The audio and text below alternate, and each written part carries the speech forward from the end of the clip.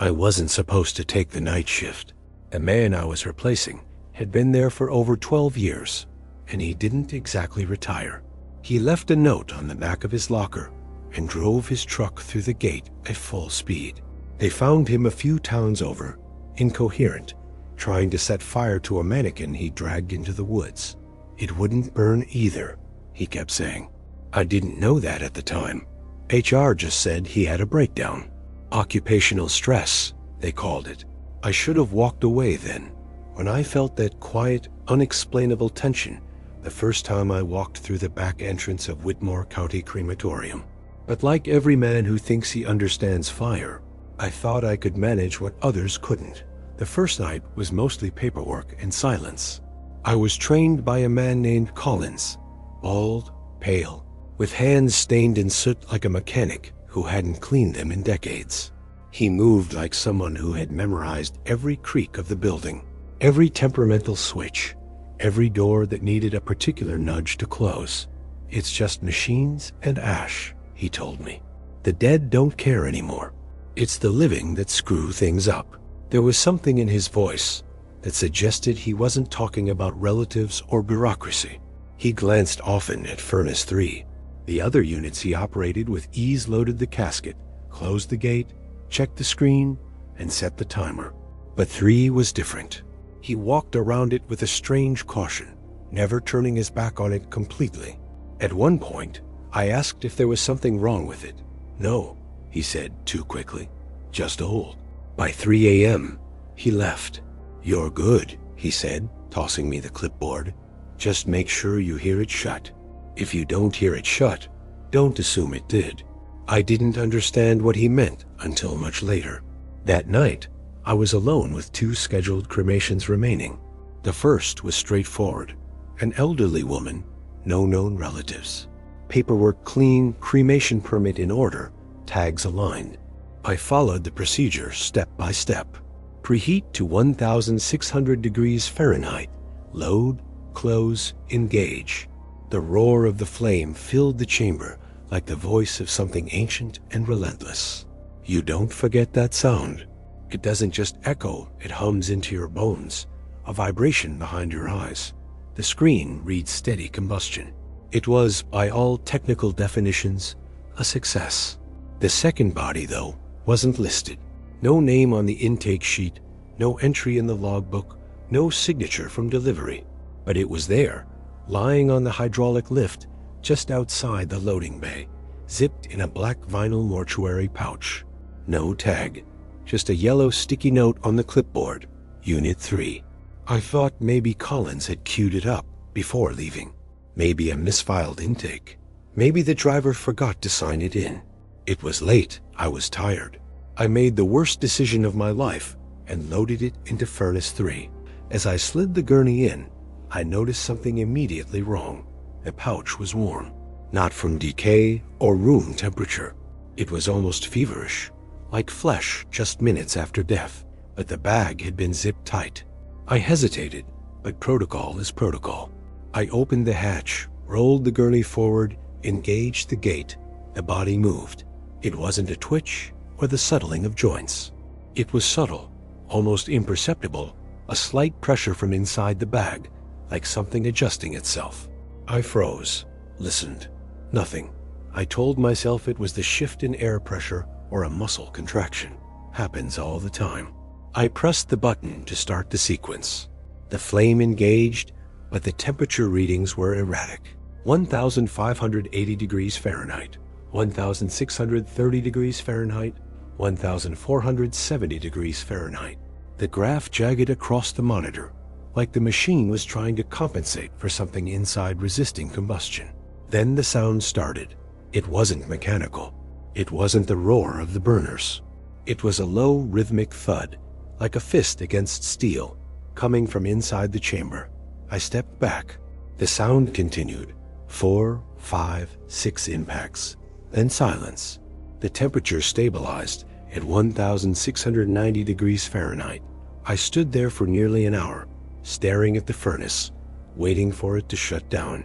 I didn't take my eyes off the screen. At 4:33 a.m., the sequence completed. I opened the hatch, expecting nothing more than the standard ceramic ashtray and fragments. What I saw was incomplete. There were remains, but not burned. A partial femur, still intact, blackened, but not reduced. A patch of skin, yes, skin completely unscorched, resting atop the metal like it had been laid there after the fire. I reached for the poker rod, touched it gently. It was cold. The furnace, which had been blazing for over 90 minutes, had left it untouched. I checked the logs again. The system said everything operated normally. The temperature graph had returned to baseline. The gas pressure, airflow, burner diagnostics, all green.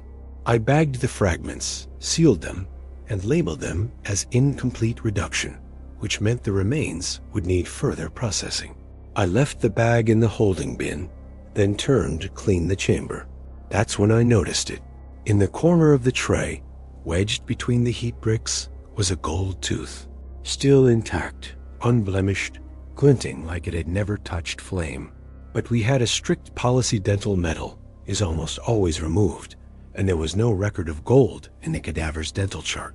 That tooth didn't belong to either cremation that night. I dropped it into the recovery tray and tried to ignore the sensation that it was warm against my glove. I didn't sleep when I got home. I sat in the living room with the TV off, staring at nothing. Every time I closed my eyes, I heard that knocking again. That pattern 4, 5, 6, and the silence that followed.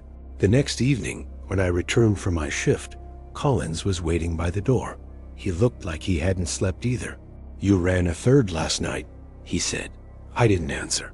He reached into his coat and pulled out a folder.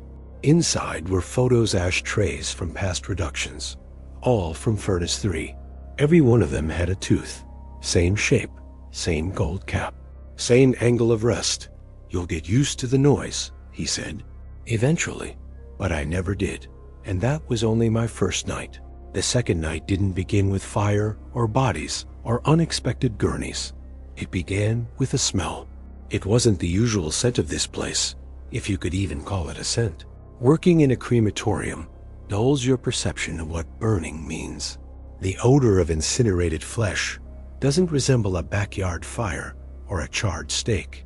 It's dry, mineralized, thick with the tongue of calcium phosphate and scorched protein.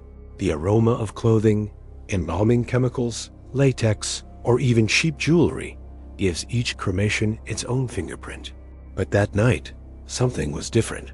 Something seeped through the vents before I'd even ignited the first furnace, long before any bodies were scheduled to arrive. A sharp, acrid undercurrent chemical, but not industrial. Sweet, but not organic. It had weight, like old plastic left in the sun too long, and it moved. I noticed it first while doing the nightly startup checklist oxygen flow calibration, burner pressure, chamber temperature checks. The readouts were fine, but the smell was coming from behind me, from the hallway that led to the loading dock. There were no intake logs that evening, no scheduled deliveries. The back gate remained closed since morning. The cameras confirmed it, but the air in the facility told another story. I followed it not because I'm brave, but because when you work around fire long enough, you learn to trust your instincts. That smell had nothing to do with death, not as we knew it. The hallway lights flickered like they always did, aging fluorescence barely clinging to the ceiling. But I could hear the ventilation fans accelerating, like the building itself was trying to breathe something out. The smell grew stronger near Furnace 3, but the panel was off.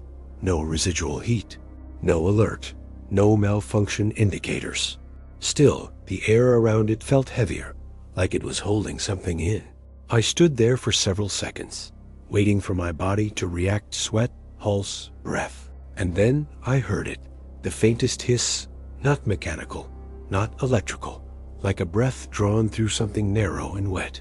I stepped back and checked the internal temp sensor's furnace. 3 read 72 degrees Fahrenheit. Impossible. The interior of that chamber should never cool that low, not in a sealed facility. The refractory bricks alone hold ambient heat for days. I unlocked the access hatch. The metal was cold, not room temperature cold, like steel left outdoors in winter. I touched it. My fingers recoiled instantly. Not because it burned, because it felt wrong. Not like metal, but like something imitating it. The hatch vibrated slightly under my palm, like it was responding. I didn't open it. I couldn't. Instead, I walked back to the control room and started pulling logs. I wanted to see if any overnight cremations had been initiated without operator input. The logs were clean, too clean. The printout showed a gap, a complete blank, between 2:07 and 3:12 a.m. the previous night. No entries, no readouts, no memory of operation. The automated system didn't crash. It erased. That was when I checked the footage. We keep archival video of every burn cycle, as required by state law. Cameras point at each loading bay, each control panel, each hallway. I cued the playback from the missing window. For 20 seconds, everything looked normal, then static. Not full screen noise, just a thin bar across the middle of the screen, flickering like a ripple on water. Then the camera inside the control room captured something that turned my blood cold. The door to Furnace 3 opened on its own. Not abruptly, not violently. Just a slow, steady slide, as if someone on the other side was easing it open with care. No one visible, but the camera microphone, normally dead silent, picked up something. A low rhythmic hum. 3 notes, almost melodic, like something in pain trying to lull itself to sleep. I stopped the playback. I didn't sleep that day. When I returned that night, I didn't mention it to Collins. I needed to be sure I wasn't unraveling. I decided to check the maintenance logs, internal ones, from the service software that ran diagnostics on burner integrity, airflow, and emissions. Every furnace sends micrologs to the system every 30 seconds. I opened the raw data file for Furnace 3. It had an unauthorized runtime entry at 2:38 a.m. Duration, 17 minutes. Max temperature, 2,245 degrees Fahrenheit. That wasn't just unauthorized. That was impossible. Cremators don't reach 2,200 degrees Fahrenheit unless overridden.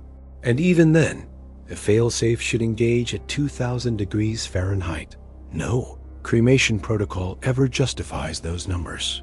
There was no reason for it to fire, no command sequence, no trigger, just a spontaneous surge of heat in a cold, sealed machine with no human operator. I checked the gas usage report. It showed no fuel consumption during that period. The machine recorded internal flame temperatures without any registered burn source. It had burned without burning anything. That was the second time I heard it. Not in a recording, not from a log, but in real time. It was near the end of my shift, around 4 a.m. I was wiping down the prep table when I heard footsteps. Not from the hall directly above me. The roof of the furnace room is concrete. There's no second level, but the sound was unmistakable. 2 feet, measured pace. Not hurried, not dragging, just walking slow, deliberate. I stood still, eyes fixed on the ceiling, half expecting dust to fall. It didn't, but the smell returned. That same stench, not of death, but of something burned wrong. I turned to the control panel and saw it again. Furnace 3 showed a rise in temperature, 91 degrees Fahrenheit, then 104, then 137, and climbing. I shut off every valve, killed the gas, disabled the control circuit. The readings didn't stop. The furnace was climbing in heat, with no input, no fuel, no pilot ignition. I turned on the external thermal camera. It showed a silhouette inside, standing upright. That was the moment I stopped being rational. I left the room and didn't go back in for the remainder of the night. I told myself I'd imagined the silhouette, and it was residue, an artifact on the lens. I told myself it was a short in the circuit, a failing temperature sensor. I told myself anything I could to survive until sunrise. But I didn't leave, and I didn't quit, because part of me needed to know if it was just me. Collins came in early the next day. He didn't say hello. He walked straight to Furnace 3, opened the side panel, reached into the inspection hatch, and pulled something out wrapped in a heavy cloth. I never saw what it was. He tucked it into a drawer, locked it, and turned to me. "Don't look too long at what survives the fire," he said. "Sometimes it burns cleaner than it should. Sometimes it burns less." That morning, for the first time, I noticed he never wore his name badge anymore. Just a blank tag clipped to his shirt. I looked at mine. It was still there, still bearing my name, but I hadn't remembered putting it on, and the smell followed me home. It began with a tray, a simple aluminum collection tray left on the processing table lid open, half full, improperly sealed. The sort of negligence that would earn a rebuke from the supervisor if caught, and one I was certain I hadn't committed. I hadn't left anything out. I was sure of it. But there it was when I arrived, sitting in the dim light with the kind of presence that didn't feel accidental. Something about the dust on its edge suggested it had been there for longer than a few hours. Yet the tray was warm. I touched it. Not fresh from the furnace warm, but residual, like it had known flame, and recently. The label caught my eye immediately. It wasn't printed like the others, no barcodes, no cremation ID, no intake number. Just a white adhesive sticker with smeared blue ink, handwritten in uppercase. HB, Unit 3. No date, no weight, no operator initials. That alone violated 4 procedural guidelines. And worse, there was no HB on the cremation schedule for the last 14 days. I checked. I triple-checked. I ran every tag through the master log and even dug into the archive spreadsheets. No matches. No HB, not living, not dead, not delivered. Nobody had authorized it. Nobody had recorded it. And yet, she had burned. There's something profoundly disturbing about encountering remains that don't belong to any record. It unravels the core assumption of the job, that everything that comes in must, by legal necessity, come from somewhere. Hospitals, morgues, funeral homes. Nobody cremates a human being off the record. Not without permits, not without risk. Unless, of course, it wasn't meant to be discovered.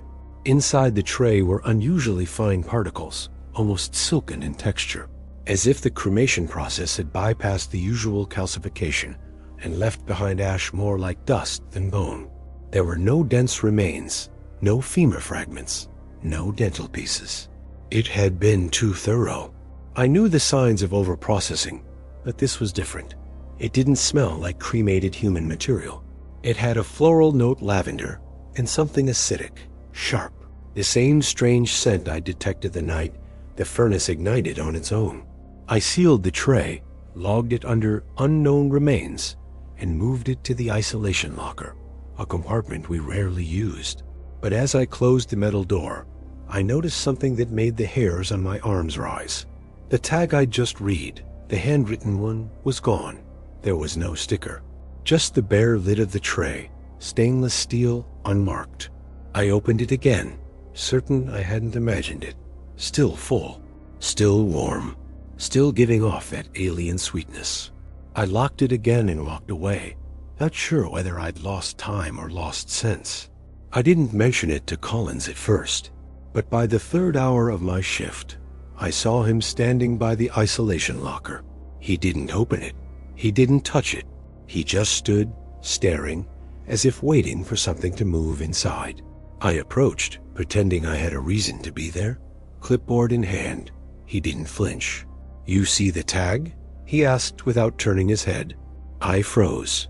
"What tag?" He didn't answer, just reached into his pocket and pulled out a folded, yellowed piece of paper. Not the tag, but something older. He handed it to me like a confession. It was a cremation certificate. The name, Helena Burns. Age, 47. Date, March 17, 1978. Cremation unit listed 3. Operator initials, CD. The rest was faded beyond legibility. "I found that in the walls," he said quietly. "Inside an electrical conduit behind the control panel. No one was supposed to find it. She wasn't logged. She wasn't delivered. No permit. No intake. But someone burned her, and they left her name behind." I wanted to ask if he'd filed a report, but I knew he hadn't. We were past protocol now, past logic. What disturbed me wasn't just the date. It was the initials CD. There were no crematory employees past or present with those initials on record. And yet, the certificate looked authentic. More than that, it was signed by a coroner whose name I recognized from a memorial plaque near the entrance. Dead since 1984. Later that night, I decided to open the isolation locker again. I needed to know. I needed to see if the tray was still there, if I had imagined the warmth, the smell, the fine dust. But the locker was empty, not just missing the tray completely sterile. There were no smudges, no residue. The temperature inside was ambient. Not even the faintest scent remained. It was like nothing had ever been placed there at all. I searched the building's security system. The cameras near the isolation lockers only store 72 hours of footage. I went back through every second. Between 2:04 and 2:07 a.m., the hallway lights flickered and dimmed. The video stuttered once, just a single frame, but in that frame, the locker was open. A shape, too blurred to resolve, hunched over it. Something feminine, with long arms and fingers that reached the tray like it was a cradle. In the next frame, the locker was closed, and the hallway was empty. I took a still image and printed it. I showed it to Collins. He looked at it for a long time, then nodded once. "She comes back when she's forgotten," he said. "What does that mean?" He looked at me, his eyes exhausted and unfocused. "Helena, that's not the first time we've seen her. She shows up every few years. Different name, different tag. Always Unit 3, always unlogged. Sometimes she's ash. Sometimes she's whole."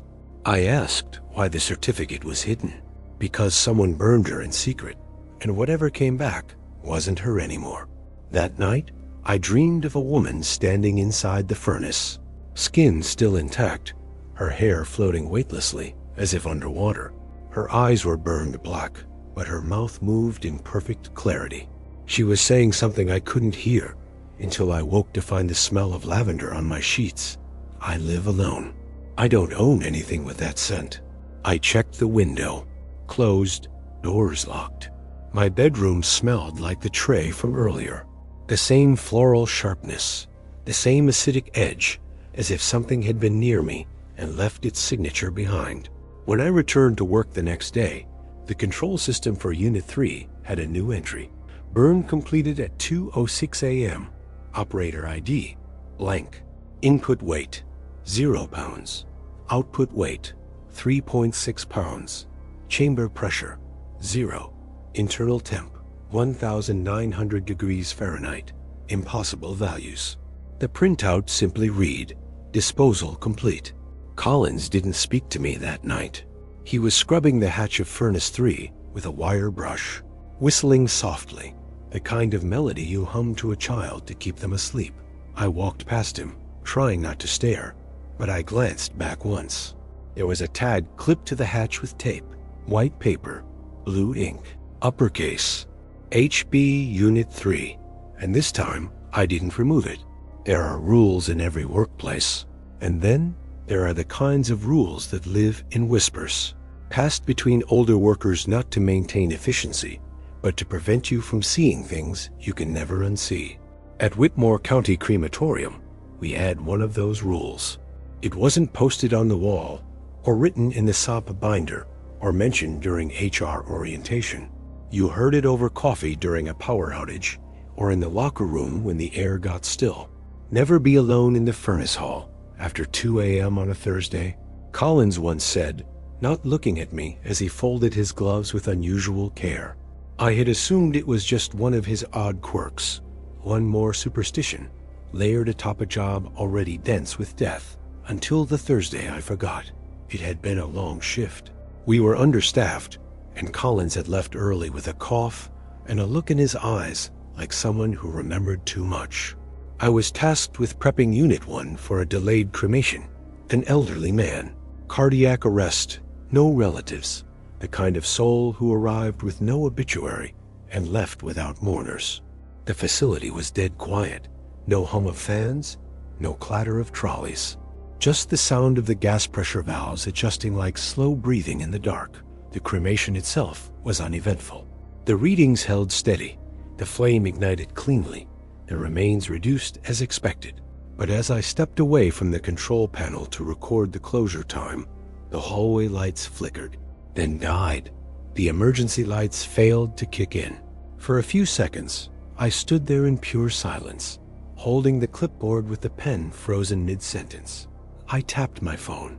No signal, no Wi-Fi, no flashlight, just darkness, absolute and pressing.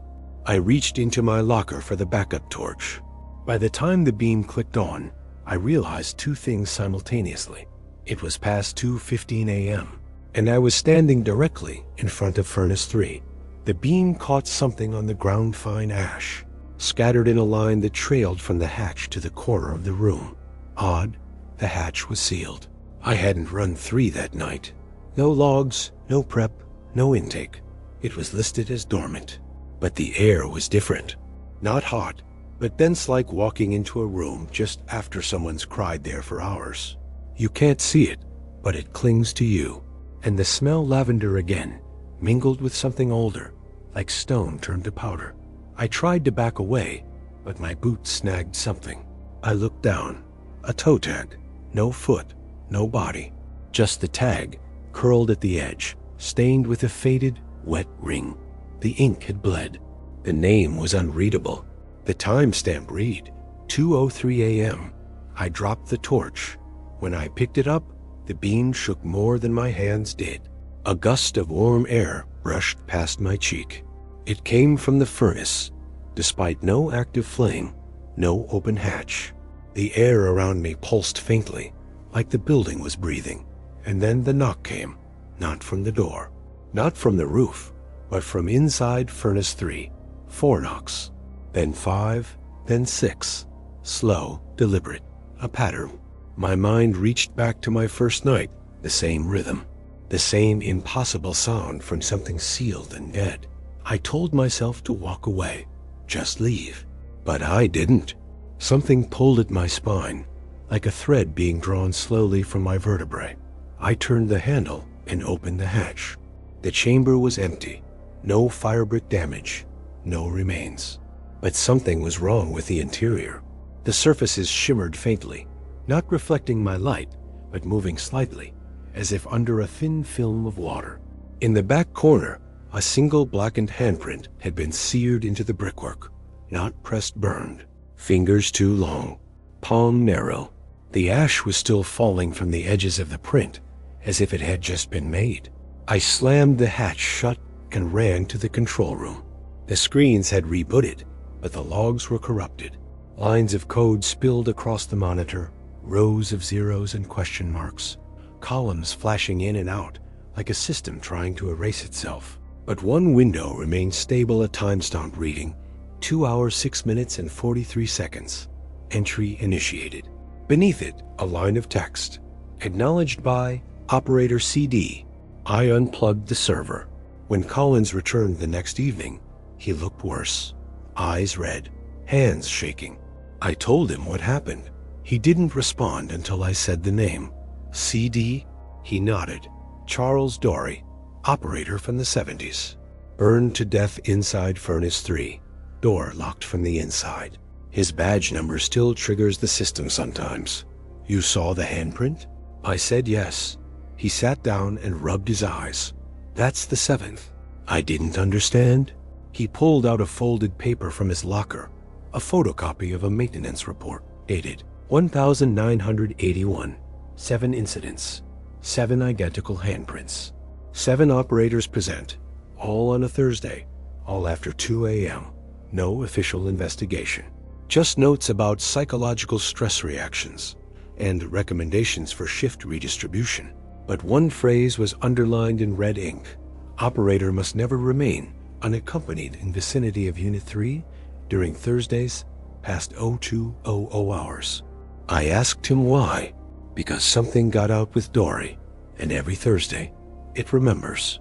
That night, I stayed close to the entrance, the torch in my lap, watching the hall monitors. At 2:03 a.m., all 4 cameras outside Furnace 3 failed simultaneously. I didn't move. I didn't breathe. At 2:07, the feed returned. The hatch was open. No one had touched it. No alarms triggered, no logs updated. But when we entered the next morning, the control panel for Unit 3 had been wiped clean.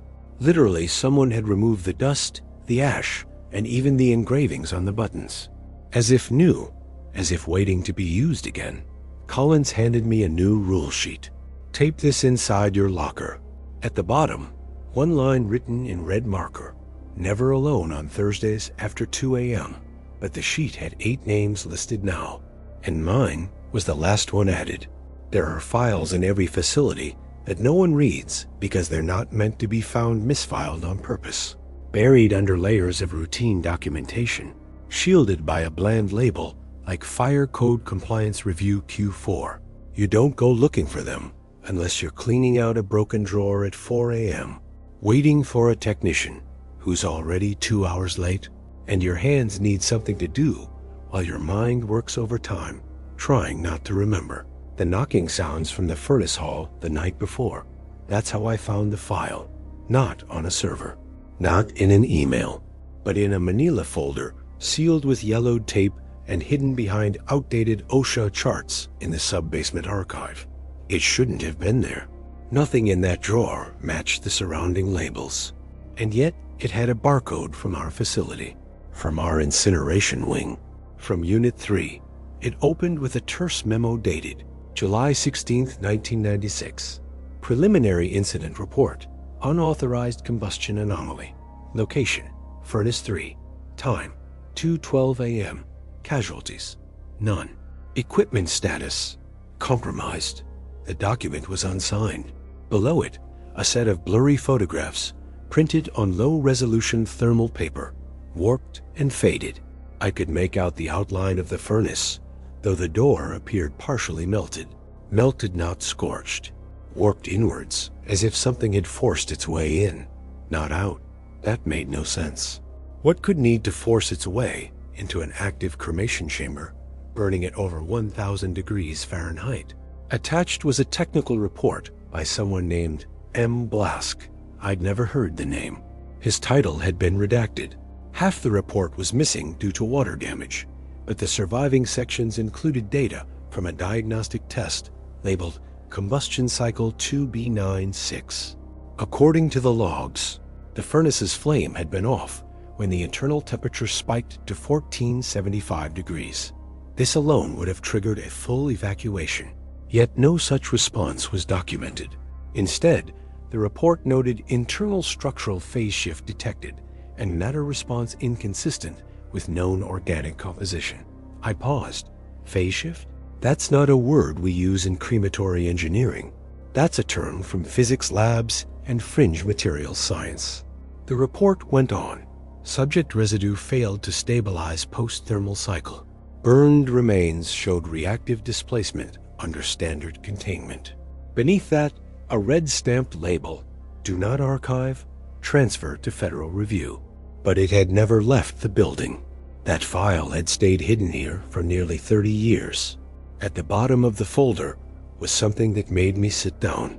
A hand-drawn schematic of furnace, 3 dated 2 years after the supposed incident. It included annotations for unlisted sensors, fail-safes not mentioned in any engineering document I'd read before. One note, written in a sharp slanted hand, simply said, pressure inversion occurred during the last Thursday night test. Burn cycle initiated without operator input. Manifestation emerged at 2:09. Do not attempt to reinitiate without the panel lock removed. There was no record of any such lock. As I studied the schematic, I noticed something disturbing. The outer shell of Furnace 3 had been reinforced twice since its original design. Not for heat, for containment, like a vault. I confronted Collins with the file. His face changed instantly. He didn't ask where I got it. He just said, "You weren't supposed to see that."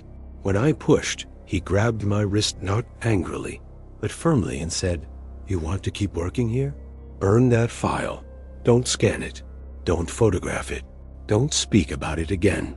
This isn't a conspiracy. It's containment. And sometimes Containment means letting it win quietly. He walked away. I stood there for a long time. The hum of the building felt louder. The fluorescent lights seemed to vibrate. I heard faintly the clang of the furnace 3-3 rooms away. The next day, I noticed something strange on the terminal logs. A new user had accessed the furnace diagnostic menu at 2:11 a.m., but I had been asleep. Collins had been off duty. No one else was on site. The user tag read, Blask. I searched the employee database. No results. I checked the archived payroll. Nothing. I called the old admin who retired in 2002. He remembered the name. Blask? He said slowly, Yeah, I remember. But he didn't work here. He was from somewhere else. Drove in with government tags. Stayed for 2 weeks after the incident. Said he was analyzing residual behavior. Took something with him. I think it was a box. Lead-lined. Heavy. No one was allowed to touch it. I asked what happened to him. No idea. Just left. But the temperature alarms never worked the same after that. And the Thursday rule? Well, that came after. I sat in my car that night with the folder on the passenger seat, trying to decide whether to destroy it. I could smell the paper faintly sweet, like lavender. The scent lingered long after I burned the contents. Even as the ashes scattered into the parking lot wind, that smell clung to my clothes, to the seatbelt, to the tips of my fingers. The next day, someone left a note in my locker. It wasn't signed. All it said was, You burned the wrong thing. And it knows. And below that, written in the same slanted hand I'd seen on the schematic, If it breaches again, check for the mark inside the insulation foam. Do not remove it. Do not expose it to air. If it starts humming, leave the county. I didn't sleep that night. I didn't work the next Thursday. But the week after, I forgot. And that was when Furnace 3 started its burn cycle, with no one inside. The temperature gauge blinked red, then faded to black. I watched it happen in real time, my hand still hovering over the control panel, not touching anything. The readout had just spiked to 1,310 degrees Fahrenheit, despite the furnace showing as offline. No active burn cycle. No recent body logged. No fuel injection. The flame hadn't ignited, yet the chamber was heating as if something inside it had chosen to burn on its own. I stood there for a long minute, unable to breathe, listening to the humming rise from somewhere deep inside the machine, low and layered, like the sound a cello might make if played underwater. And the panel flickered, and the lights above me dimmed. In the control room, every screen connected to Furnace 3 showed the same frame. The interior camera had frozen at exactly 2 hours 11 minutes and 47 seconds a.m. A grainy grayscale image of an empty chamber, or nearly empty. In the far right corner, near where the grate sloped down to the ash trap, something dark and vertical interrupted the uniform gray. Not a bone, not a tool. A silhouette, standing, motionless, too tall to be a human, too narrow to be anything mechanical. At first, I thought it was a smear, an error in the video feed, but the shadow cast by the emergency lamp inside the furnace matched it. It was real. I tried restarting the systems. The control software wouldn't respond. The internal fans kicked on, which made no sense unless the thermal sensors were lying, or worse unless they weren't. I called Collins. No answer. I buzzed the main office. No response. Then I checked the security feed. All external cameras were offline. Only the furnace cams were active, and all 6 were locked on Furnace 3. I left the control room and made my way to the hallway, passing through the silence of the north wing. Normally, you'd hear a low roar, the familiar pulse of industrial fans, the occasional metallic click from cooling metal. That night, nothing. Just a low pulse I could feel more than hear. The walls had begun to sweat, not moisture condensation from heat, but the thermometer by the hallway read a cool 66 degrees Fahrenheit.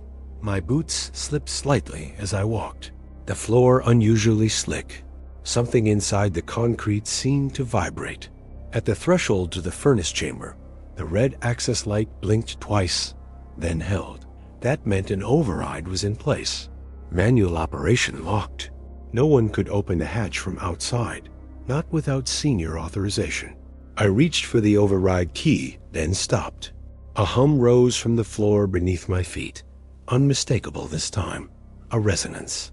And with it came a smell I had no name for: ozone and copper, and something sharper, something like burnt sugar or spoiled meat.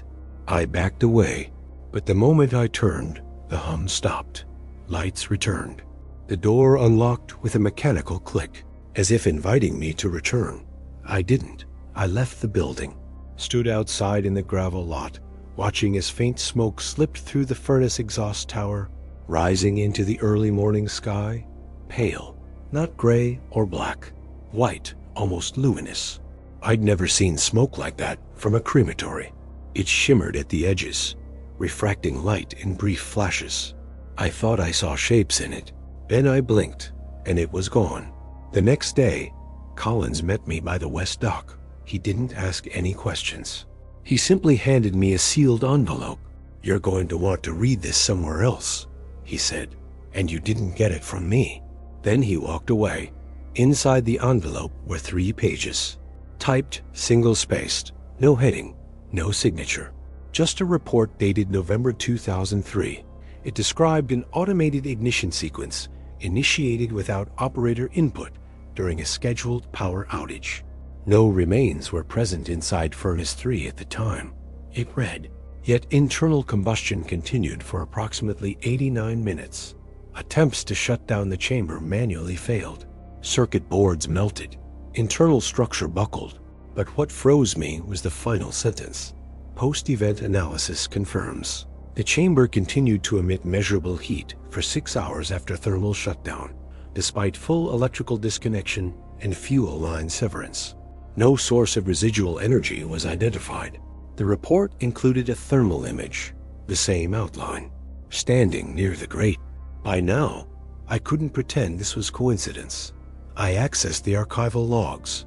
Over the last 22 years, every Thursday between 2 and 3 a.m., the system had registered slight temperature spikes in Furnace 3 even when no activity was scheduled, sometimes by 10 degrees, sometimes by hundreds.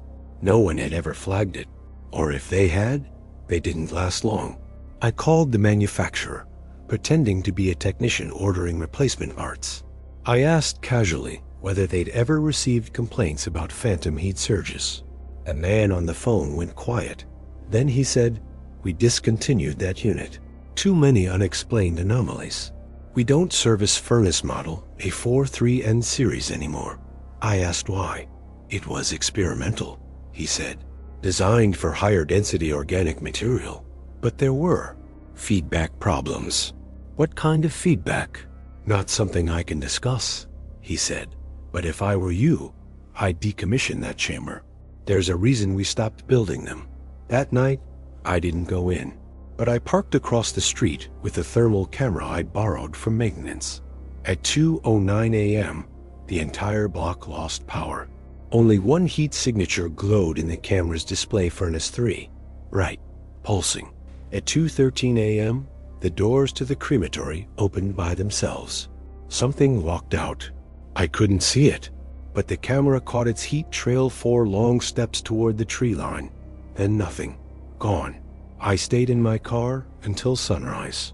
When I returned to work, the panel was melted. Again, the control room smelled like metal and flowers. And inside Furnace 3, there was a small object on the chamber floor, a silver button, old, engraved with the initials MB. I hadn't seen that button in 20 years.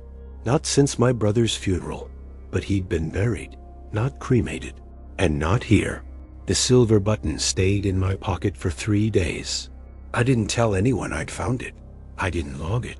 I didn't even mention it in my private notes. It felt like admitting it existed would trigger something. Like saying its presence out loud would allow whatever brought it back to find me more easily. Still, I kept checking. I went back to Furnace 3 twice during those 3 days. Once during the day, once just after midnight. Each time, the chamber was cold, lifeless, without any sign that it ever run hot enough to melt circuitry or produce the strange silhouette I'd seen. But I knew the truth, and the button was proof. It was too real, too exact. The same brushed nickel, the same narrow engravings, the same small scratch beneath the B. I had touched that button 20 years ago when my brother was laid to rest in a casket with his dress blues. He'd been buried whole, closed casket. I'd stood there. I'd helped lower him. There had been no cremation. And yet, here it was. I began to suspect that the furnaces weren't just malfunctioning. They were remembering. On the fourth night, something new appeared. A delivery. Logged at 2:04 a.m. No one signed for it. No driver name.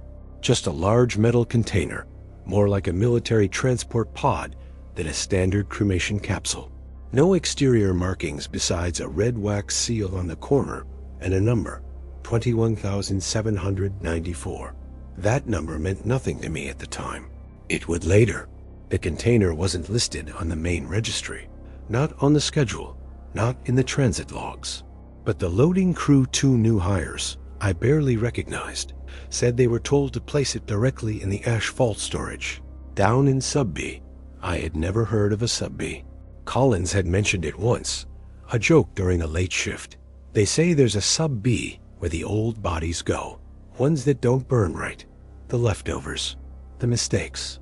I'd laughed it off at the time, but now there was a container, real, heavy, cold to the touch. When I demanded to see the transport forms, the new hires looked confused. One of them said, "We don't have access to that level." That phrase didn't make sense until later. That level wasn't paperwork. It was clearance. The elevator required a key I didn't possess, but I knew who did. I waited until shift change the next evening, then shadowed one of the old-timers, Emmett, a 62-year-old who kept to himself and always smelled like pine cleaner. He had the keys. When he went out for a cigarette, I slipped into his locker, copied the tag, returned it, and made my way back to the elevator after midnight. Sub B wasn't listed on the control panel, but when I held the key against the panel, a 7th button lit up. No label, just a glowing circle. The descent took longer than I expected. At least 2 full minutes. The air grew colder, denser. A kind of cold that feels like it seeps into your teeth. The doors opened to a hallway that wasn't tiled like the rest of the facility. It was stone, old, like it had been part of something else long before the crematorium was built. The walls were gray, pitted, with bolts and metal fixtures that didn't match modern standards. Pipes ran overhead, some rusted, some newer, like the infrastructure had been updated piecemeal over decades. At the far end of the corridor was a single vault door. No handle, just a biometric panel, but someone had wedged it open with a thick metal hook. Inside, silence. A low chamber, probably 30 feet wide. Dozens of metal lockers lined the walls, each one bolted shut, each one marked with a 4-digit number. But it was the smell that hit me first. It wasn't rot. It wasn't chemical. It was like a hospital abandoned mid-operation. Gauze, iodine, cauterized flesh, and something deeper, something old, something wrong. And then I heard it. Not movement, not breathing. A hum, low and tonal, vibrating across the floor like a tuning fork inside the earth itself. It came from the center of the room. The transport pod, number 21,794. It was open. The lid lay beside it, perfectly clean, as if it had been set down by invisible hands. But inside the pod, nothing. No remains. No ashes. No bone fragments. Just a depression in the lining, as if someone had laid there moments before. And on the metal base, a faint handprint, human-sized, burned in. I stepped back, nearly fell over a second container I hadn't seen behind me. Smaller, squared, on its top, a tag, B. My hands started shaking. I backed toward the vault door. That's when I saw the figure. It stood in the far corner, perfectly still. No breath, no sway. Not facing me, just present, like it had always been there and only now decided to let me see it. I couldn't make out details. Just height, shape, the sense of weight and age, like it had been pressing against the walls from the inside for decades. My throat closed. I tried to move, but the humming grew louder, like it wasn't coming from the structure anymore, but from inside me. My teeth ached. My vision blurred. The lights pulsed. Then the vault door slammed shut. I don't know how long I was inside. The next thing I remember is waking in my car, parked in the staff lot, and morning light slicing through the windshield. My clothes reeked of smoke. My hands were clean. But in my coat pocket, another button, identical. Only this one bore a new initial, EL. I didn't recognize the name until I saw the incident report from HR that morning. Emmett had gone missing. No call, no show. Locker still locked. Keys untouched. Only one thing was different. The key to the sub-B elevator? Gone. Replaced by a silver button, lying exactly where his name tag should have been. I didn't sleep that night, or the next. On the third day, I tried to report it. The manager laughed. "We don't have a sub-B," he said. Never did. Then he paused, stared at me too long. "You should take a few days off," he added. "You're looking pale." When I checked the floor plans later that night, the building's blueprints ended at Sub-A, but someone had scribbled something in the margins of the original construction maps. Faint, barely visible. It read, "Vault expansion approved for unclassified remains. No return protocol." And beneath that, a date, 6 years before my brother was born, 12 before he died, and 20 before his button appeared in my pocket. I didn't return to Sub-B, not because I was afraid, though I was, but because when I woke the next morning, the key card I'd copied was gone. Not missing, gone. My entire badge holder was there on the table, untouched, but the 7th button had vanished from the elevator panel, and no amount of pressing or jamming keys against it would make it reappear. As if the building had decided I was no longer allowed. As if I'd seen too much. I should have stopped. I told myself I would stop. I went back to routine. Scheduled burns, daily log checks, employee reports. But the patterns began to change again. Furnace 3 had a new glitch, a rise in chamber temperature just after hours when no cremations were scheduled. I caught it by accident, staying late to do inventory. At 3:27 a.m., the sensors registered a surge, 1,463 degrees Fahrenheit, just under the flash point for stainless steel. And yet no operator had triggered the ignition. When I reviewed the CCTV, the timestamp cut out for 2 minutes, replaced by a blue screen with static. When it returned, the chamber was visibly glowing. That kind of heat doesn't come from an idle furnace. It comes from something trying to get out or trying to burn its way in. I filed a report. No response. I escalated it to the regional manager. The next morning, I received an envelope in my locker with no return address. Inside, a single-typed sentence. "The fire is not for cleansing." That was all. That same day, I was assigned a temporary shift partner, a young technician named Lawrence.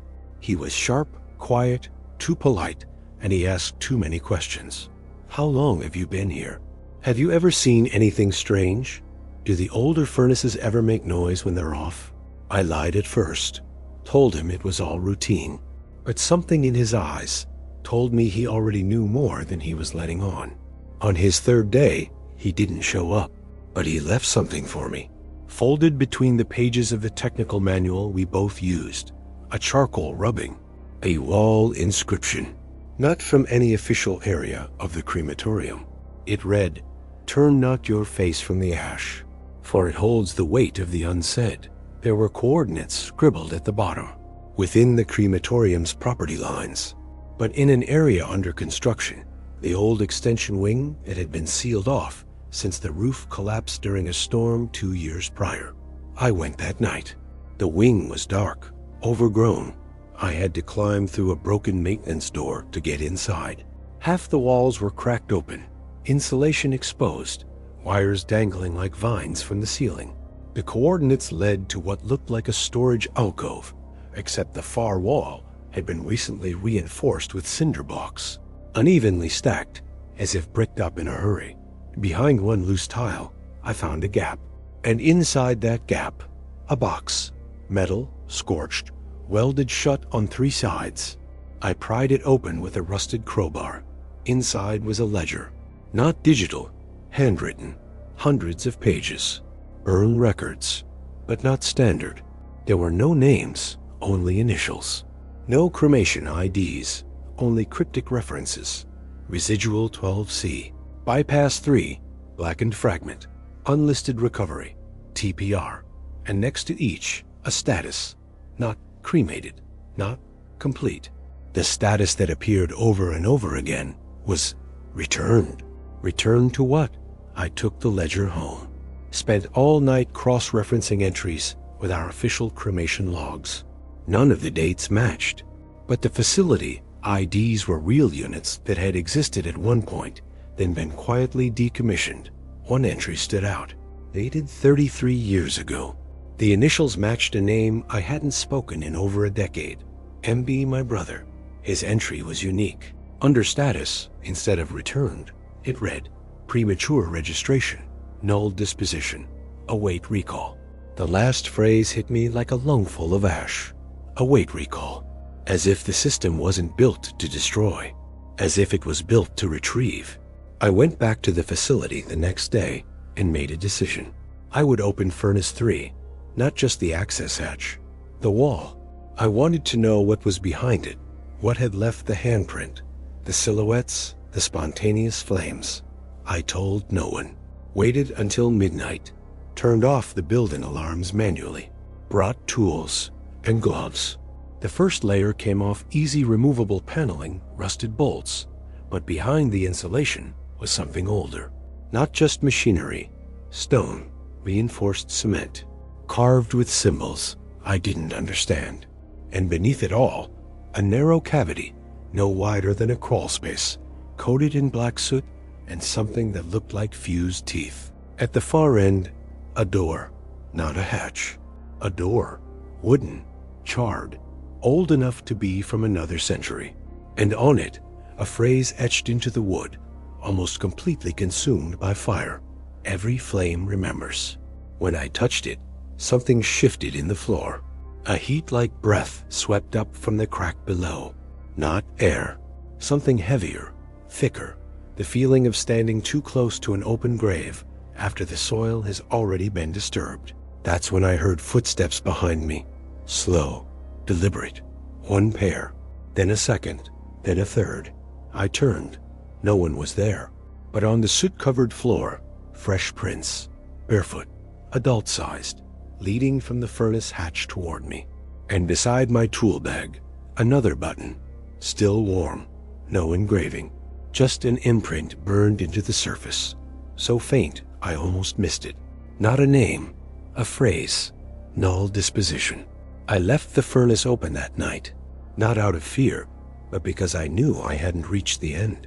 I had only peeled back the first layer, and whatever was behind that wooden door, whatever the ledger referred to as recall, wasn't finished. It was waiting, watching, listening, and for the first time in my life, I began to wonder if I was no longer the operator of the flame. Maybe I never was. I hadn't slept in over 36 hours, not because I couldn't, but because the moment my eyes shut, the echo of the words carved into the furnace door would press into the inside of my skull like red-hot wire. Every flame remembers. I thought I understood that phrase after I found the ledger, after I discovered the cavity behind Furnace 3, the human-sized prints in the ash, and the seared wooden door with breath rising through the floor like some buried lung still pulling in oxygen through centuries of cinders. But I didn't understand it, not yet. The understanding began when I noticed the chimney wasn't venting, it was drawing in. That observation wasn't metaphorical. I had gone up to the roof to check on the flue dampers after the internal temperature reports stopped syncing with exhaust rates, assuming it was a calibration fault. But when I stood near the main stack above Furnace 3, The cold wind didn't whip upward the way it should have. Instead, it coiled toward the opening. The air wasn't escaping. It was being pulled down in steady silent suction, the way a lung might draw breath if inverted. I lowered a thermal probe. The readout didn't make sense. -2 degrees Celsius in a burning flue. Impossible. I tried again with a different sensor. Same reading. I turned to leave, to go back down and log it. But before I could, the vent shuddered. Not from within, something from the air above seemed to press against it, as though something massive and unseen had perched over the chimney and exhaled against the flame's mouth. Later that night, I noticed a new column in the internal digital cremation record system. It hadn't been there before. A single field beside the status code labeled residual, as if indicating what remains after total combustion. Most entries said NA, but one was active. The field flashed amber, and the text said simply, Echo present. There was no protocol for this. No internal memo. No staff alert. Just that phrase, blinking slowly, beside a name I recognized not from the public registry, but from the ledger I had stolen from the furnace wall. Initials only. CG. I remembered the entry. CG. Non-standard intake. Misalignment. Retained. The ledger had crossed out the word ash and replaced it with something I hadn't understood at the time. Reverberant. Now it made a sick kind of sense. At 3:13 a.m., I activated Furnace 3 again. Not because a body had arrived, but because I needed to see if the system was tracking these events live or staging them in some scripted archive. As soon as the ignition ramped up, the status beside Echo Present changed again. Now it read, Breaching. I shut it down immediately. The chamber door let out a groan I had never heard before, not mechanical, not metallic fatigue, but the kind of groan that comes from something pulling apart skin it doesn't have, separating some internal geometry to make room for a passage not meant to be opened again. The next morning, the floor around the base of the furnace had changed color. Not black, not rust, white, pale, bone-like residue forming in patterns that didn't align with any known chemical reaction I'd logged. Spirals, curls, as if something had knelt beneath the concrete and pressed upward, branding its shape against the floor from beneath. I didn't tell anyone. I couldn't, because the next event wasn't at the furnace. It was at my home. The chimney over my stove, unused since winter, began to emit the scent of burned paper. Not wood, paper. Dry, pulped, chemically treated pulp, like the cremation tags we feed into the burn records. I opened the flue. Ash drifted out, only it didn't fall. It hovered, coiled in the air like smoke that refused to dissipate. I stepped back, and it moved toward me. I closed the chimney hatch and bolted the stove door shut, but the scent lingered for hours. That night, my doorbell rang at 2:49 a.m.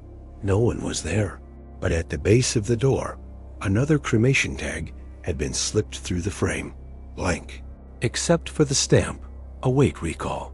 The system hadn't followed me home. It had been there already.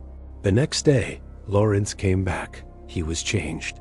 His voice had flattened, like he was mimicking speech instead of originating it. When he looked at me, his eyes didn't quite focus. He sat beside Furnace 3 and stared for 7 minutes. Then he said, "They don't like being turned off in the middle." I asked, "Who?" He said nothing for a full minute, then whispered, "The ones that burn too long to forget who they were." I tried to get him help, called the director, sent an incident report. The next day, the log showed Lawrence had clocked out at 5:11 a.m. and never returned. No one acknowledged his absence. His badge was reissued, his locker emptied. I asked the receptionist what she remembered about him. She blinked at me, like I was making up the name. "Lawrence? No, we don't have anyone here by that name." When I checked the internal logbook, all entries from his shifts were labeled operator null. No initials, no signature, just blank presence. That night, I went to the main chimney again. I had to see if it still breathed. I climbed up at 2:30 a.m. The wind was dead, sky black, stars few. When I reached the edge, I looked down into the flue, and something looked back. It wasn't a face. It was a memory. Mine, projected back at me in smoke. My brother, standing at the edge of his hospital bed 33 years ago, screaming, burning, but never combusting. The smell, the fire, the failure. I had locked it away for decades. But now it stared back, shape-shifted into flame, refusing to dissolve. I stepped back and nearly fell. A voice, mine but not, whispered behind my ear, "Every fire you douse remembers the match." I ran, and for the first time, I accepted something I had denied since the first night the chamber hissed without ignition. The furnaces are not incinerators. They're vaults, memory engines, and the chimney does not send smoke up, it calls them down. And now they know I know. They all know. I didn't return to the crematorium the next day, or the day after. I told myself I had quit, but the truth was more pitiful than defiant. I was afraid. Afraid that my footsteps would echo through the tiled corridors long after I stopped walking. Afraid that the door to Furnace 3 would be unlocked not by key or code, but by my presence alone, as though I'd become a trigger for its awakening. But most of all, I was afraid of what I'd become complicit in by simply staying silent. You think when you walk away from a place like that, the heat stays behind, trapped in the concrete and steel, sealed inside the burn chamber like a ghost in a bottle. But it doesn't. It comes with you. It lingers behind your eyelids, curls around your spine in moments of quiet, seeps into your breath when you least expect it. You speak, and smoke comes out not metaphorically, but in small huffs of carbon memory, invisible to others, but thick as pitch in your own mouth. I didn't sleep. I couldn't. Not because of nightmares. I would have welcomed those, but because there was always a sound now, not in my head, not in the room, in the walls. Like a low-grade ignition cycle, something clicking and catching over and over, just behind the drywall, as though the building itself had begun preheating.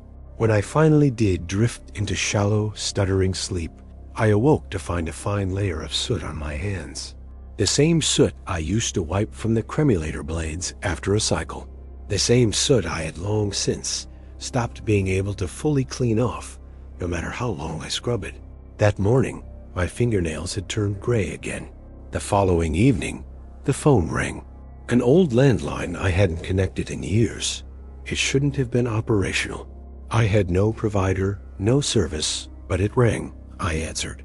No voice on the other end, just the sound of a furnace roaring.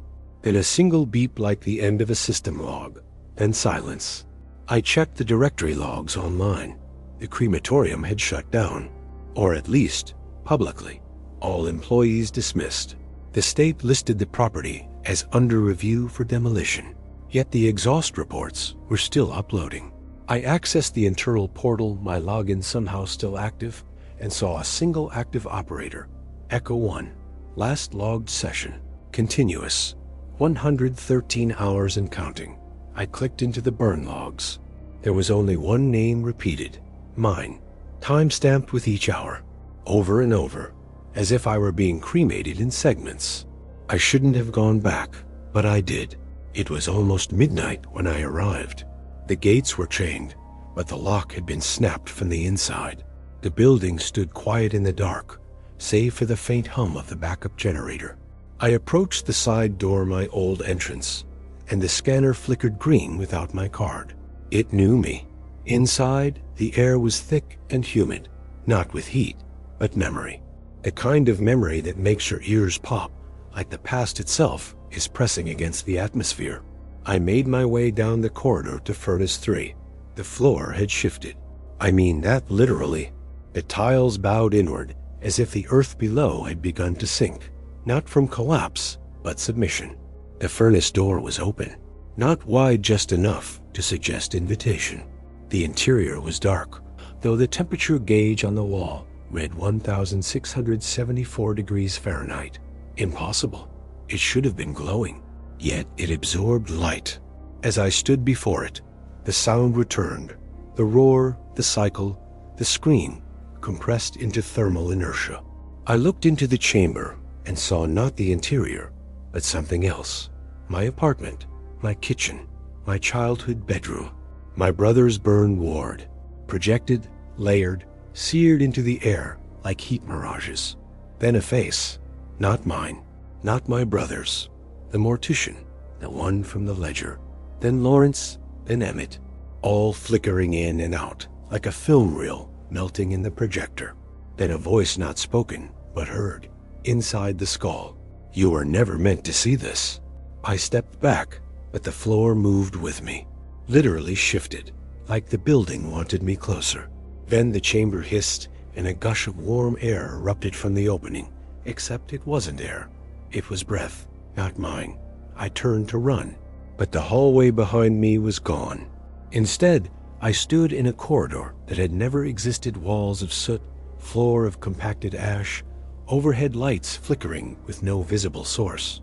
And lining the corridor were cremation tags, thousands of them, dangling from hooks, blank, except each one bore a symbol. Null, disposition, awaiting. I walked. I didn't know why. Perhaps it was all I could do. The corridor sloped downward, imperceptibly at first, then sharply, then dangerously. At the bottom was another furnace, older, cracked, as if it had been buried beneath the current structure and forgotten. On its front panel, a nameplate, Operator 0. Beside it, a handprint, not painted, pressed into the metal like the steel itself had softened to accept it. I placed my hand near it, not on it, and the furnace opened. Inside, nothing but dust. And then something began to stand up. It wasn't a body, not anymore. It was what was left of all the bodies that had never fully burned.